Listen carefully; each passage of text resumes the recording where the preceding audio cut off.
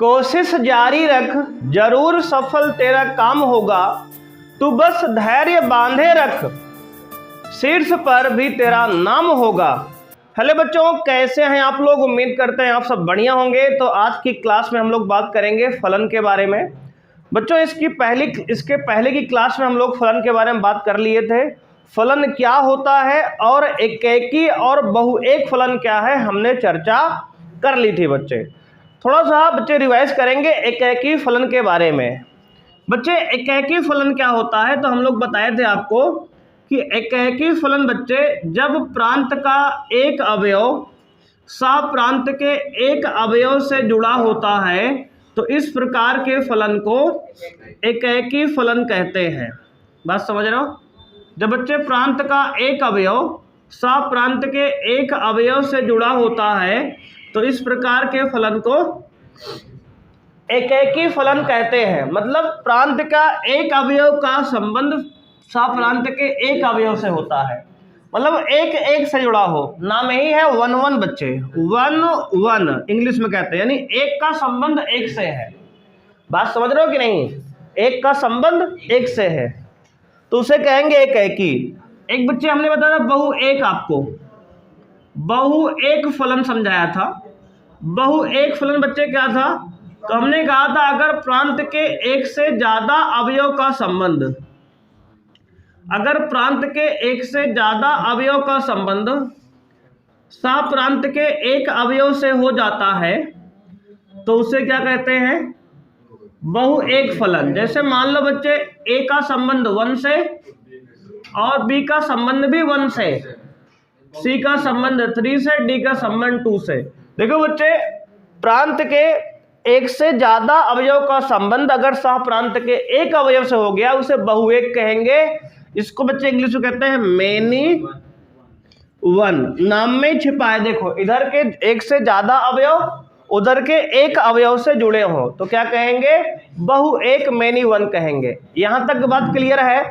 इसको हमने चेक करने के आपको 4 मेथड बताए थे। पहला सैद्धांतिक विधि, थ्योरेटिकल मेथड, दूसरा जो है ग्राफी विधि बच्चे बताया था, तीसरा अवकलन विधि और चौथा प्रेक्षण विधि यानी कि ऑब्जर्वेशन मेथड, है ना, जिसमें सैद्धांतिक और ऑब्जर्वेशन हमारे बोर्ड सिलेबस में है और 2 हमने आपको कंडीशन के लिए बताया था, ग्राफ से चेक करना। ठीक है, यहां तक की बात समझ में आ गई। अब हम लोग बात करेंगे बच्चे एकेकी और आच्छादक तो हो गया है, अब बात करेंगे फंक्शन के दूसरे पहलू पर, फलन के आच्छादक और अंताक्षेपी की। बात समझ रहे हो बच्चे? तो इसको मिटा लिया जाए, आगे बढ़ते हैं। ये हमारा समराइज हो गया पिछली क्लास। बच्चे अब बात करेंगे हम लोग आज आच्छादक फलन की। बच्चे एक होता है आच्छादक, आच्छादक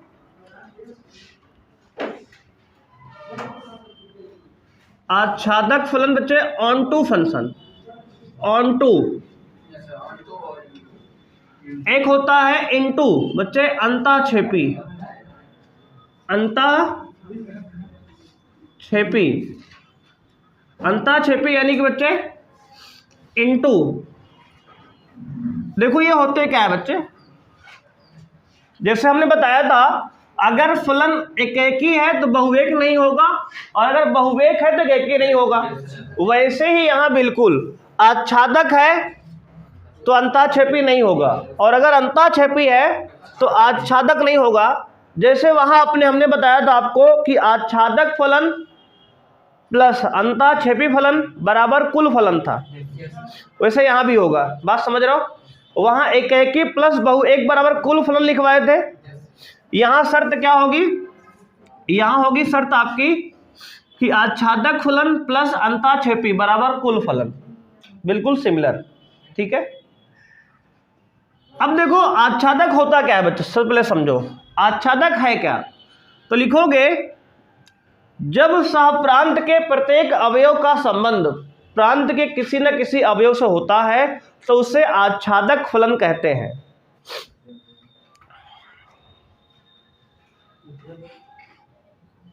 एक फलन जो समुच्चय ए से बी में परिभाषित है बच्चे, आच्छादक कहलाता है, आच्छादक कहलाता है एक फलन जो समुच्चय ए से बी में परिभाषित है। आच्छादक कहलाता है यदि सहप्रांत के सहप्रांत बच्चे यानी कि बी है ना, समुच्चय बी की बात कर रहे हैं। सहप्रांत का प्रत्येक अवयव, सहप्रांत का प्रत्येक अवयव प्रांत यानी कि ए के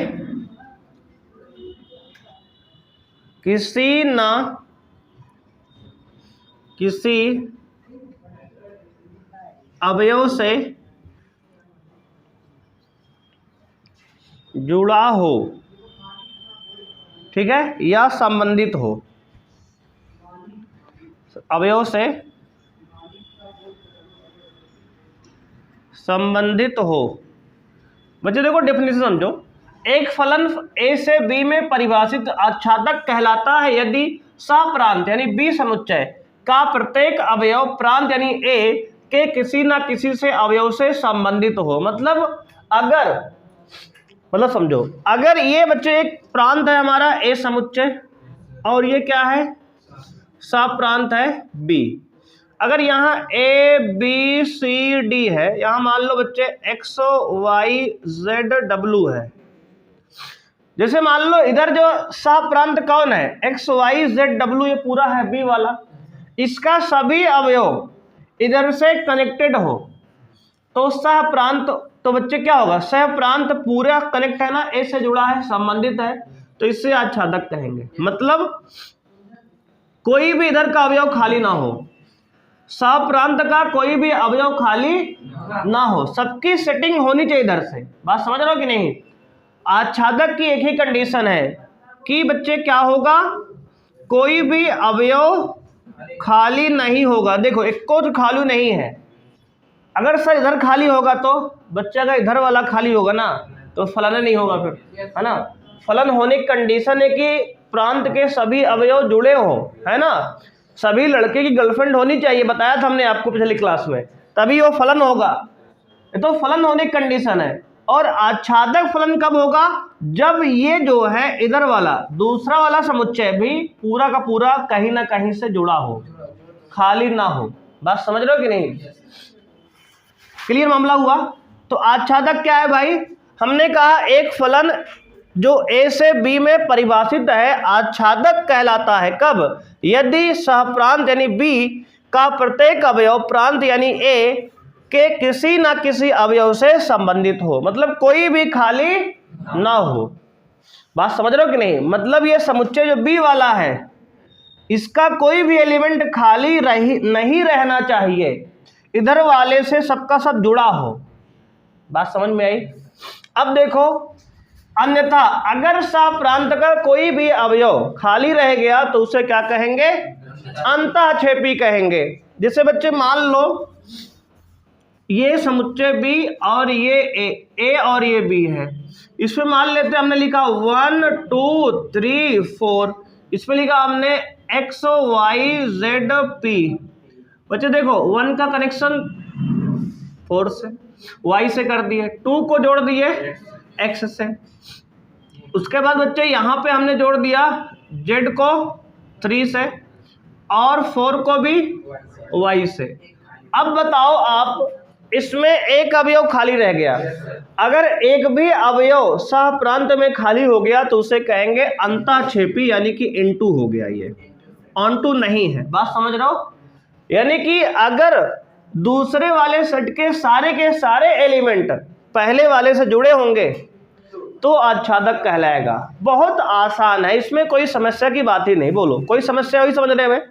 भाई आच्छादक क्या है, जब सहप्रांत दूसरा वाला समुच्चय के सभी अवयव इधर से जुड़े होंगे तो आच्छादक है। अगर एक काटठूक खाली रह गया गलती से तो अंतःक्षेपी है। बात समझ रहे हो कि नहीं।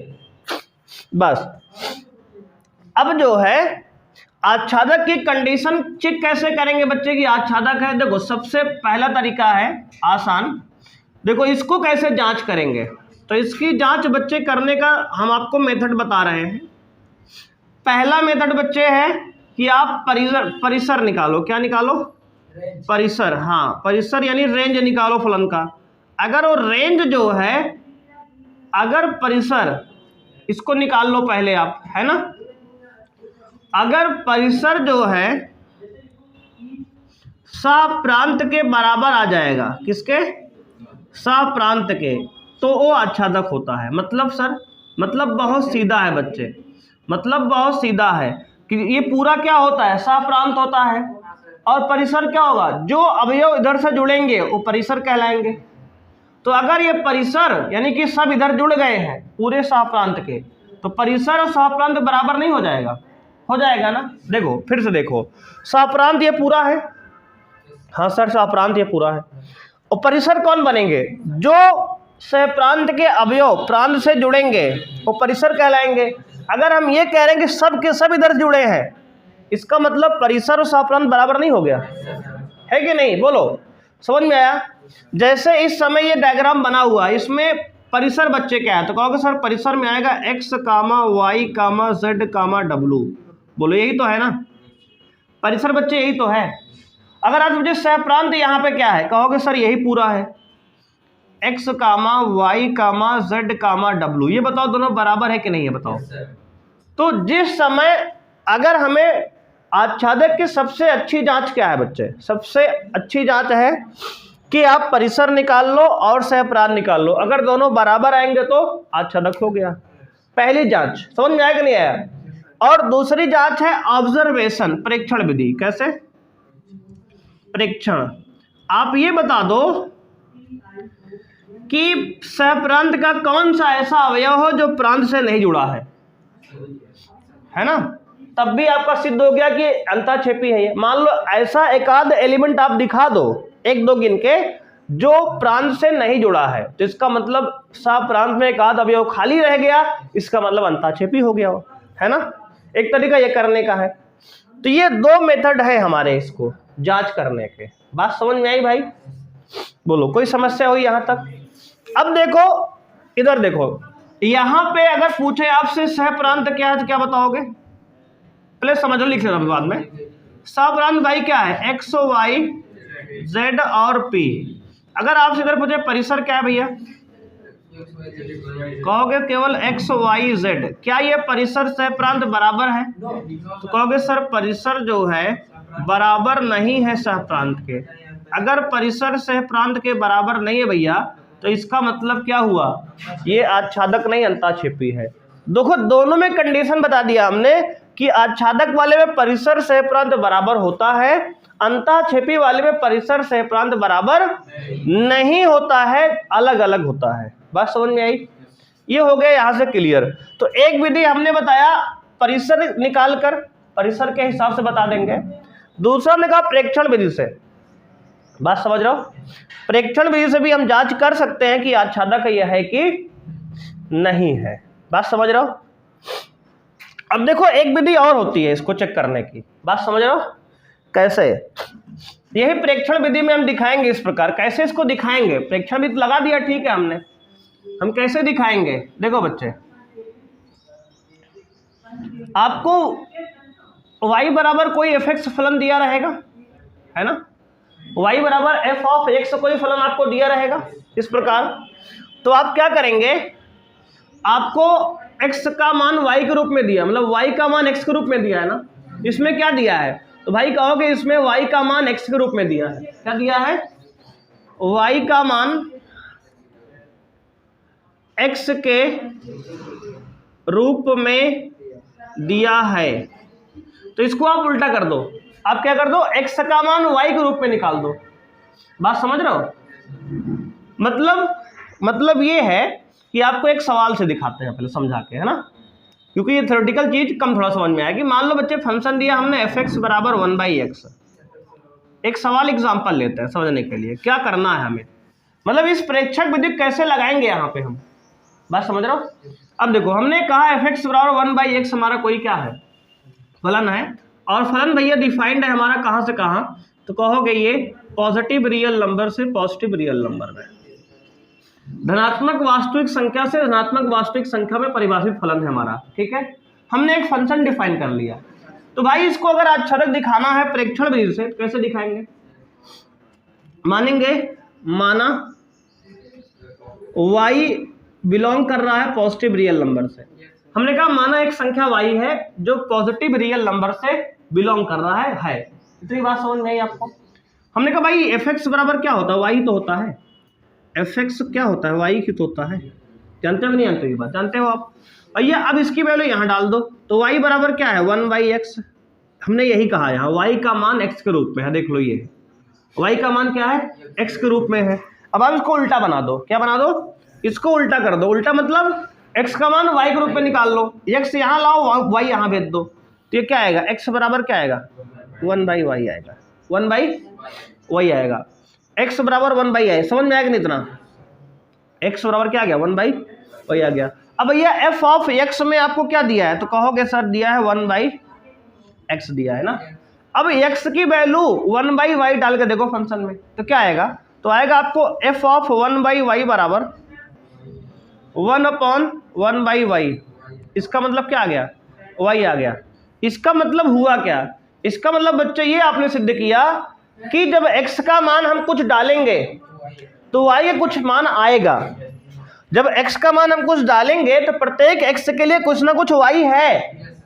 प्रत्येक x के लिए कुछ ना कुछ y है फलन में। बात समझ रहे हो कि नहीं? इसका मतलब ये आच्छादक है। दिखाने का तरीका ये है। बात समझ रहे हो? बुक में आपको ऐसे भी मिल जाएगा सॉल्यूशन, तो परेशान मत होना। इसका मतलब है कि x के किसी मान के लिए, मतलब ये हुआ कि अगर कोई y है धनात्मक वास्तविक संख्या में, तो उसके लिए कोई ना कोई x भी है प्रांत में। इस बात को ऐसे दिखाते हैं। एक तरीका ये है, एक तरीका है परिसर सहप्रांत निकाल के बराबर चित कर देने का। बात समझ रहे हो? ये दोनों मेथड बेस्ट है।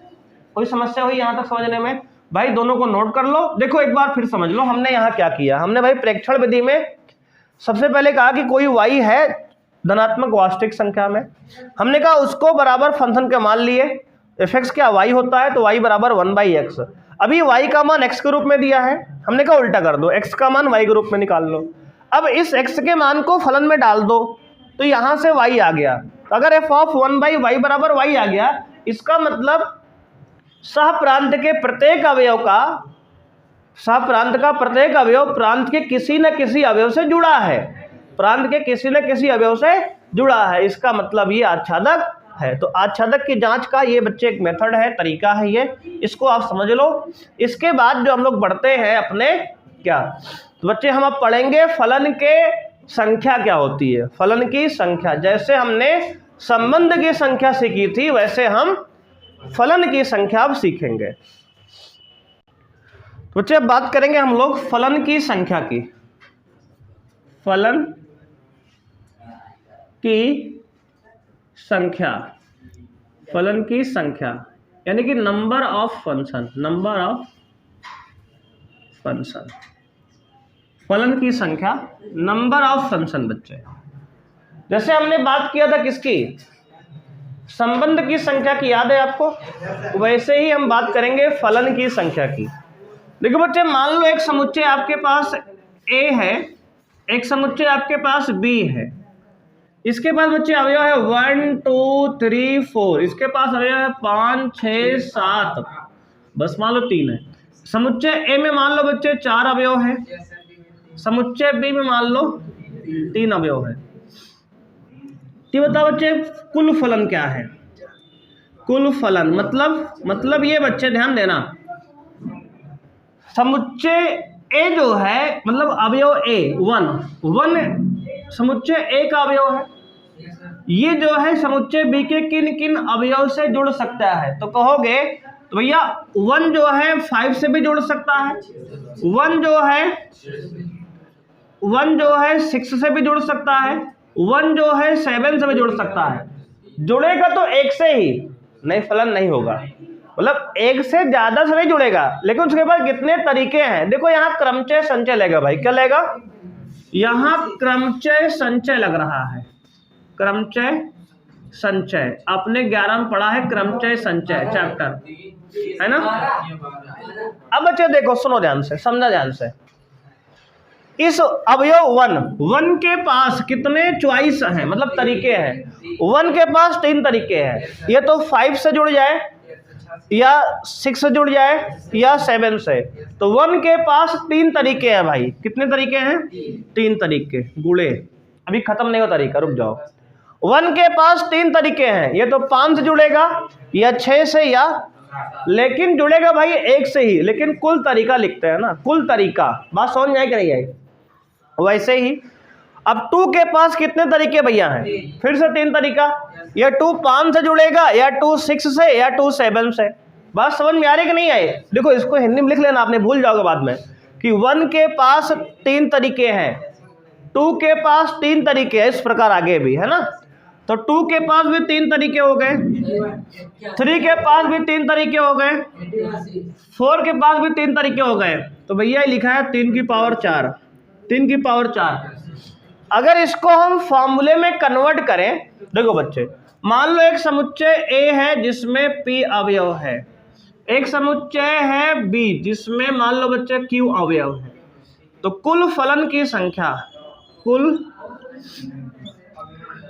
फलन की संख्या का फॉर्मूला होगा, बोलो, बहुत सही, शाबाश, q की पावर p।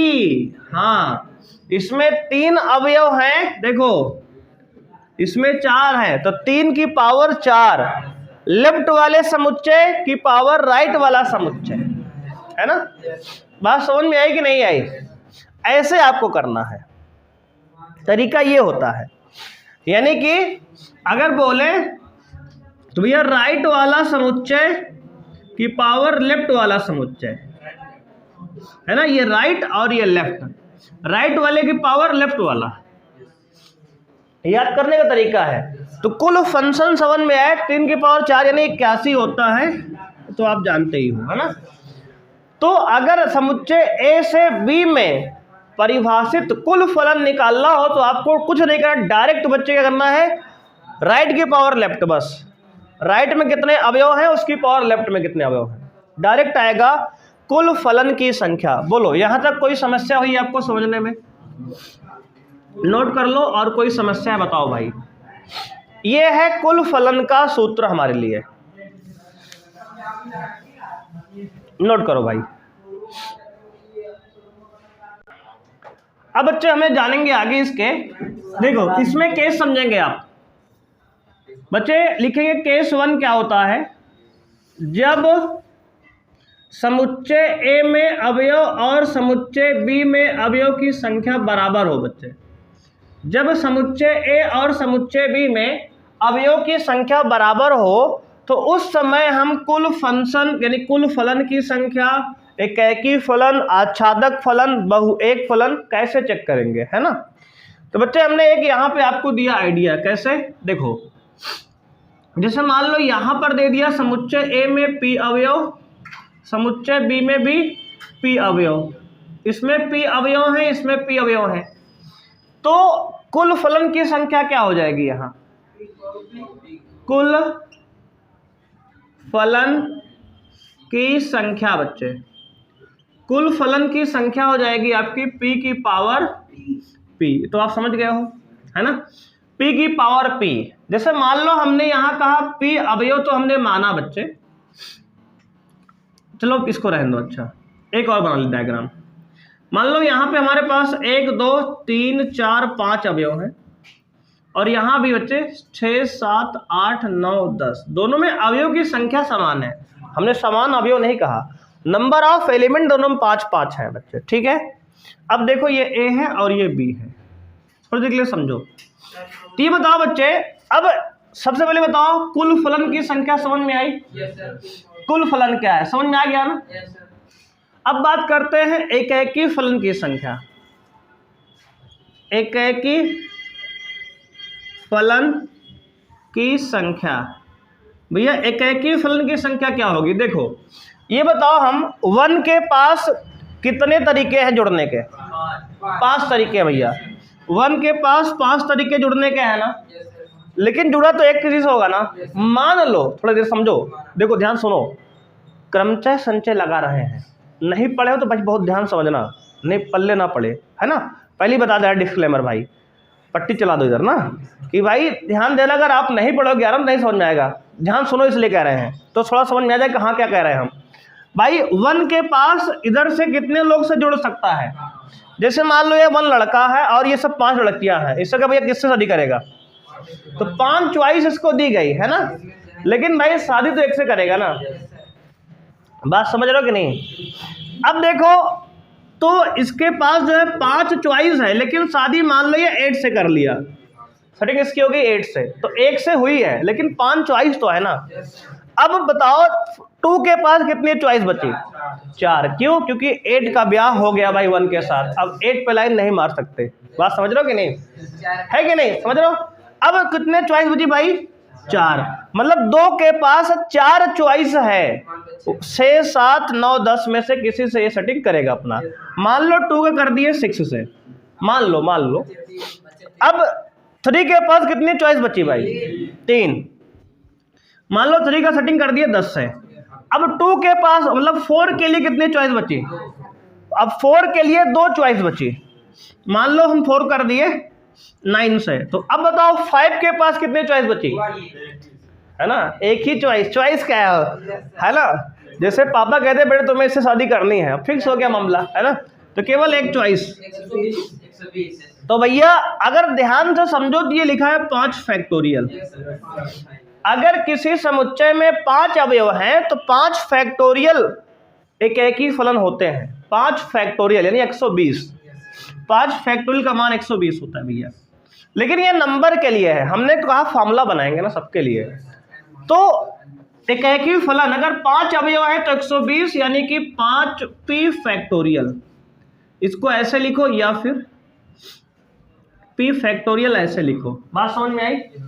अगर किसी समुच्चय में p अवयव हैं और हम कंडीशन कब बात कर रहे हैं, जब n और जब समुच्चय a और b में समान अवयव हो, बात समझ रहे हो भाई, तो कितने होंगे, तो कहोगे आप p फैक्टोरियल एक ही फलन होंगे। कोई दिक्कत हुई यहां तक, नहीं समस्या है भाई। ये बताओ अगर आपसे कह दें कि कुल फलन की संख्या p की पावर p है, एक ही फलन की संख्या p फैक्टोरियल है, तो बहु एक फलन की संख्या बताओ, बहु एक फलन की संख्या। आपको याद है हमने एक फॉर्मूला बताया था कि एक ही फलन प्लस बहु एक फलन बराबर कुल फलन, यानी अगर कुल फलन में से एक ही घटा देंगे तो बहु एक की संख्या आ जाएगी। इसी दिन के लिए हमने आपको फॉर्मूला बताया था, याद आया, हाँ, ये सब बताते हैं, काम की बात होती है। हमने कहा था भैया एक ही फलन प्लस बहु एक फलन बराबर कुल फलन, ये सूत्र जो हमने आपको लिखवाया था इसी दिन के लिए है ना, कि आज इसको इस्तेमाल करना था हमें, कि एक ही फलन प्लस बहु एक फलन बराबर क्या होता है, कुल फलन होता है। यहाँ दिख नहीं रहा तो इसको हम यहाँ लिख दे रहे हैं, ठीक है भाई। क्या होता है कहोगे, एक प्लस बहु एक फलन बराबर कुल फलन, ठीक है, कुल फलन भैया। सेम इसी प्रकार अगर नंबर ऑफ एलिमेंट समुच्चय ए और बी में समान है तो आच्छादक फलन की संख्या भी एक ही के बराबर होगी। आच्छादक फलन कितने होंगे, तो कहोगे p फैक्टोरियल होगा, और अगर आच्छादक p फैक्टोरियल तो अंताक्षेपी क्या आएगा, अंताक्षेपी भाई फलन, यानी कि इनटू कितने होंगे, फिर से p की power p minus p factorial. अच्छा ये कैसे हुआ, तो बिल्कुल सिमिलर। अच्छा सोचो 6 के पास कितनी चॉइस है जुड़ने के लिए, इधर 5, 7 के पास 4, 8 के पास 3, 9 के पास 2, 10 के पास 1, 5 फैक्टोरियल वैसे भी आएगा। तो आच्छादक फलन की संख्या ये होती है, बात समझ में आ गई। तो बच्चों देखो कुल फलन p की पावर p, एक ही फलन p फैक्टोरियल, बहु एक फलन p की power p minus p factorial, एकाकी प्लस बहुएक बराबर कुल फलन होता है फॉर्मूला, जहां से इसको बनाए हैं। ठीक है, आच्छादक फलन p फैक्टोरियल अंताक्षेपी p की power p minus p factorial, यहाँ पे ये फॉर्मूला हो गया। अगर यहां तक किसी कोई समस्या है तो बताओ भाई, बोल दो एक बार। 100% क्लियर हो गया? कोई समस्या किसी को है? अच्छे समझ में आ गया ना? मिटाए आगे बढ़े। अब डालो, जब n की नंबर ऑफ एलिमेंट समुच्चय a में अधिक हो तो क्या होगा? ठीक है, तो केस 2 बच्चे है, जब समुच्चय a में अवयव की संख्या ज्यादा हो समुच्चय b से। अगर समुच्चय a में अवयव की संख्या ज्यादा है समुच्चय b से तो क्या होगा? ध्यान देना आप। ठीक है, अब देखो बच्चे, हमने कहा समुच्चय a में p अवयव है, समुच्चय b में q अवयव है। मतलब कुछ इस प्रकार से, इसमें 1 2 3 4 लिख दिए और इसमें लिख दिए बच्चे 5 6 7। देखो इसमें हमने 4 अवयव ले लिया, इसमें हमने 3 अवयव, समझने के लिए फॉर एग्जांपल है ये, है ना। अब बच्चे ये बताओ थोड़ा सोचो अपने दिमाग से बात, है ना, इस बात गहराई सोचो। क्या इधर से हम इन 4 अवयव को उधर 3 अवयव से जोड़ना है, समझो, और सब एक एक से जुड़े? ऐसा क्या पॉसिबल है? ऐसा पॉसिबल है? एक आध तो 2 से जुड़ ही जाएगा ना। कैसे जोड़ सकते हो? एक अवयव से एक को भाई कैसे जोड़ सकते हो आप? देखो एक तो बच गया ना। अब जैसे ही आपने इधर से जोड़ा उधर, अब ये बहुएक बन गया। तो अगर जब समुच्चय a में अवयव की संख्या ज्यादा होगी समुच्चय b से, तो एक भी एकाकी फलन नहीं होगा। अच्छा, इसके पहले अगर आपसे पूछे कुल फलन, तो आप जान गए हो कुल फलन कितना होता है भैया? q की पावर p, ये तो फिक्स है ना। अगर इसके हिसाब से भैया सोचे तो नंबर के हिसाब से तो क्या होगा? तो कहोगे 3 की पावर 4 81 बनेगा। बात समझ में आई कि नहीं आई? फॉर्मूला ये रहा। कुल फलन तो आप समझ गए हो वहीं से, पीछे से ही ना, वही फॉर्मूला है। अब देखो हमने कहा भैया एकाकी फलन कितने होंगे? एकाकी फलन क्या होंगे? हाँ, 0 होगा भाई, 1 नहीं होगा। क्यों? समझ रहे हो ना? क्योंकि इधर का तुम्हें एक उधर से जोड़ना है एक अवयव, तो ऐसा है नहीं कि उधर कम अवयव है ना। अगर भाई लड़कियां कम है लड़के ज्यादा हैं, तो एक लड़के की एक गर्लफ्रेंड कैसे रह सकती है? बात समझ रहे हो कि नहीं? मामला गड़बड़ तो हो ही जाएगा ना, क्योंकि संख्या बैलेंस हो गई कम। लड़कियों की संख्या कम है, लड़कियों की संख्या ज्यादा है, तो एक की एक गर्लफ्रेंड कैसे हो सकती है? अब भाई एक लड़की तो लड़के घुमाएगी।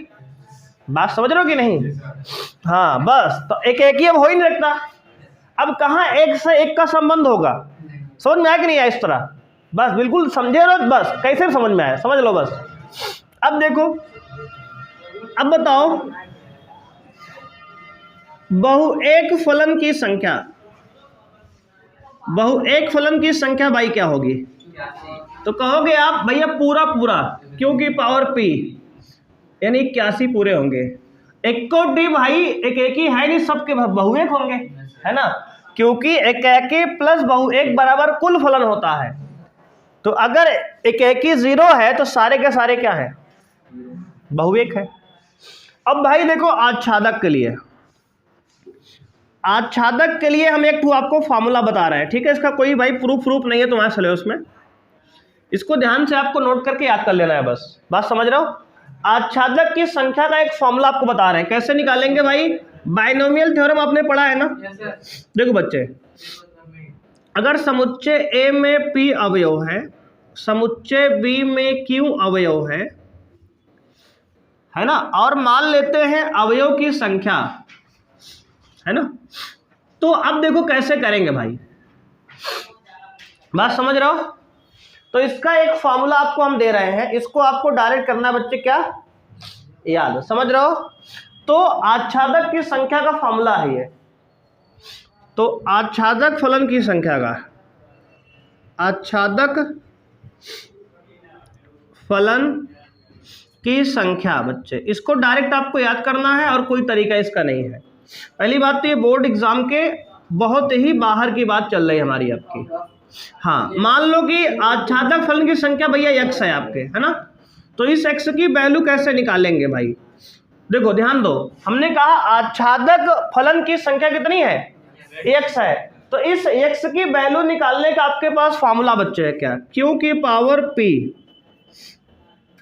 एक प्लस है, ये फिर लगा दो आप ऐसे, यहां पर जो है q की पावर p माइनस बच्चे, एक प्लस और एक माइनस होगा, बात समझ रहे हो, और QC1, अब देखो ध्यान देना, Q की पावर P, या फिर यहां लिख लो QC0,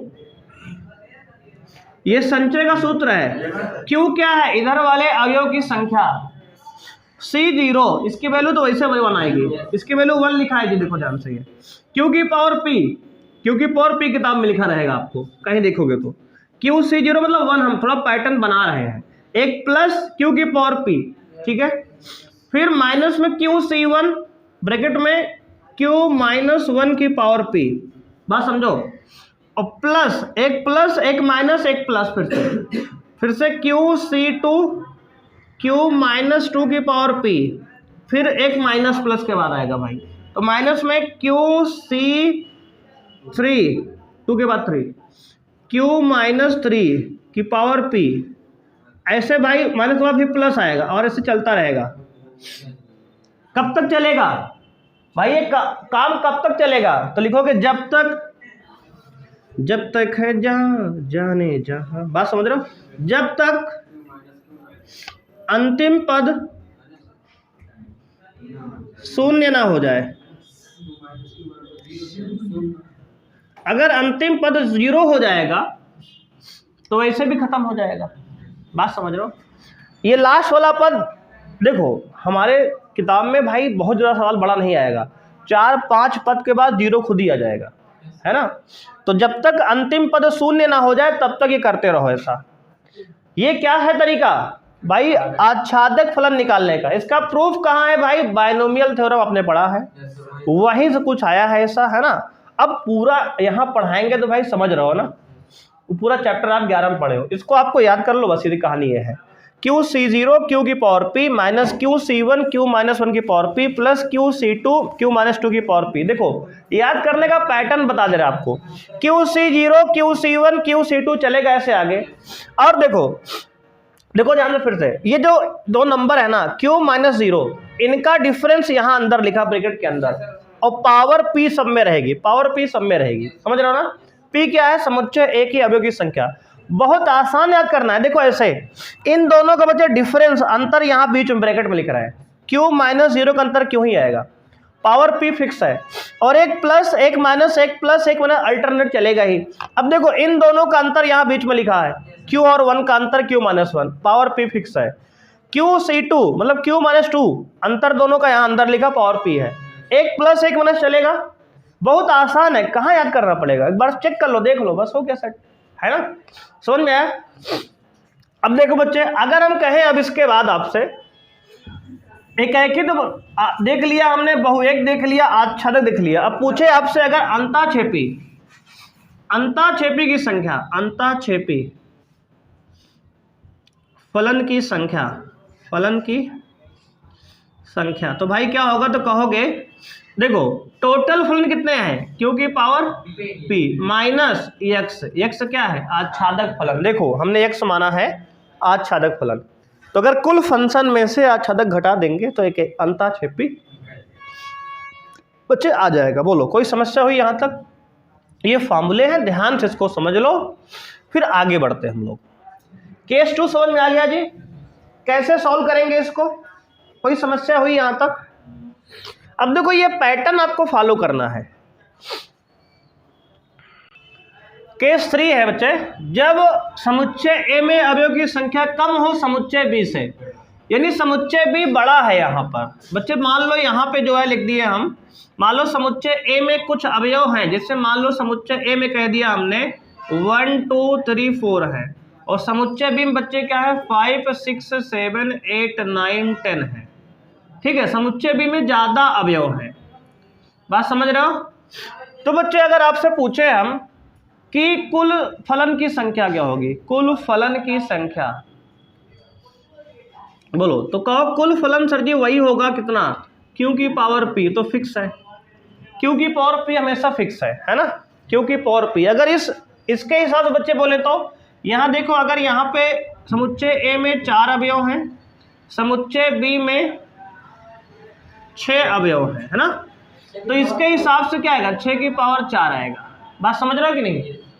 अगर आपसे पूछे हम कुल एकैकी फलन की संख्या, चलो एकैकी फलन की संख्या बच्चे लिखते हैं। एकैकी फलन की संख्या, ध्यान देना, एकैकी फलन की संख्या क्या होगी बच्चे? देखो अब की बार समुच्चय बी में ज्यादा अवयव हैं, समुच्चय ए में कितने अवयव हैं? 4। तो सबसे पहले बच्चे हम 6 में से 4 अवयव चुनेंगे। मतलब जैसे मान लो यहाँ 6 लड़कियां हैं, यहाँ 4 लड़के हैं। अब 4 लड़के की शादी भैया 4 लड़की हो सकती है, 2 लड़की बचेंगी ना, यहाँ पे 2 लड़की क्या करेंगी? बचेंगी भाई, समस्या है ना। तो भाई सबसे पहले 6 में से 4 लड़की चुनेंगे ना हम, तो उन 4 लौंडों की शादी करा देंगे उनसे। बात समझ रहे हो ना? तरीका समझो आप। मतलब सबसे पहले भैया 6 में से 4 को हम चुनेंगे, उसके बाद 4 फैक्टोरियल प्रकार से उनकी शादी कराएंगे, उनका संबंध बनाएंगे। बात समझ रहे हो? मतलब इनसे जोड़ेंगे उसको। बात समझ रहे हो कि नहीं? समझ में आया कि नहीं आया? भाई सबसे पहले 6 में से 4 चुनेंगे, तो यहाँ परमुटेशन कॉम्बिनेशन भैया दोनों इस्तेमाल हो गया, क्रमचय संचय। पहले हमने चुना संचय, C6 4 क्या है? 6C4 संचय, फिर 4 फैक्टोरियल क्रमचय, चुन के फिर सेलेक्ट अरेंज कर दिया। बात समझ में आई?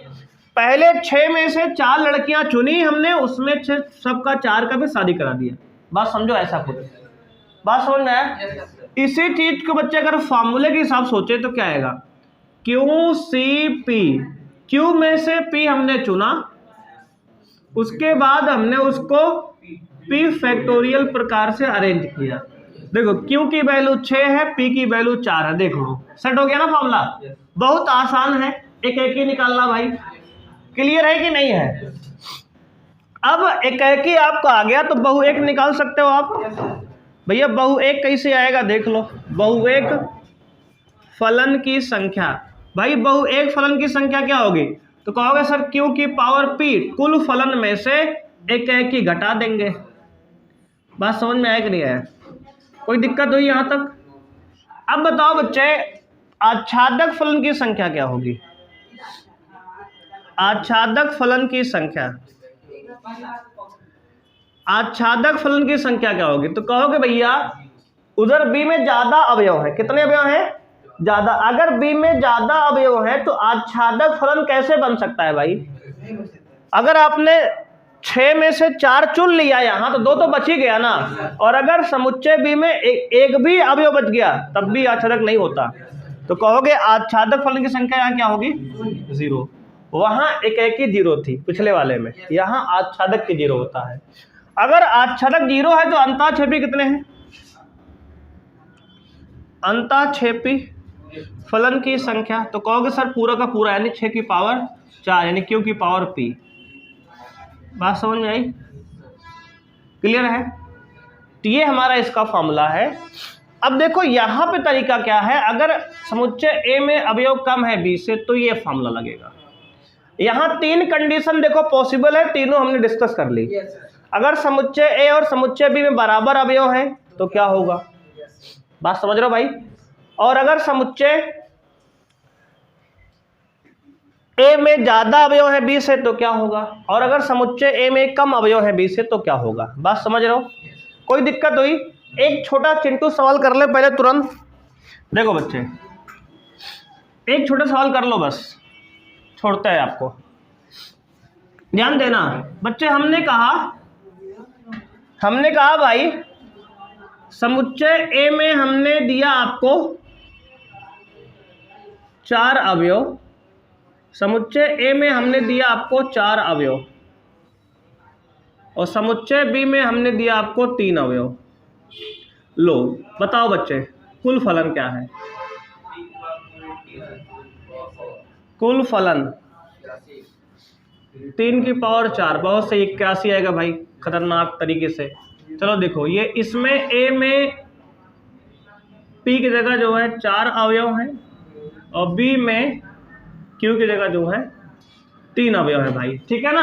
अब आप पूछे एकाएकी फलन कितने होंगे, एकाएकी भैया, तो कहोगे एकाएकी फलन भैया होंगे यहाँ पे 0, बहुत सही। बहु एक कितने होंगे, बहु एक भैया पूरे के पूरे 81 होंगे, चलो सही है। आच्छादक बताओ आप, आच्छादक भैया फार्मूला है क्या, देखो क्यों, यानी कि 3C0, 3 की पावर तो कहोगे आप 4, है ना। देखो ये तो फार्मूला है भैया, देखो ऐसे लिख दे रहा है फार्मूला, QC0 Q की power P minus QC1 Q minus 1 की power P plus QC2 Q minus 2 की पावर P, ऐसे चलता रहेगा, है ना।